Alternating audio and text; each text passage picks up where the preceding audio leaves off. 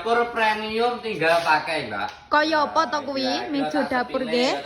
Lah sing sebelah pojok kene iki ana nggon tempat penyimpanan, Mbak. Kok iki jan mening iki. iki. Ya toh ada lawuh, ada perabotan ya kena. Heeh, iki gledhek moderne. Iya, lah iki ya kena enggak ada perabotan apa ya. Sik to. Lah iki kok bolong ki apa dhuwur ki? Iki to. Heeh. Iki ngono nggih penyedot asap. Wo penyedot asape.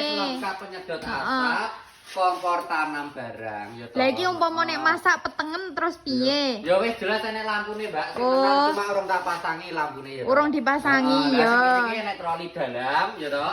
Nggon gase ya ready. Wis komplit ngene iki. Trek, Mbak, ya toh. Wis pokok tinggal pakai. Jan mening nek iki. Niku wis enek wastafele.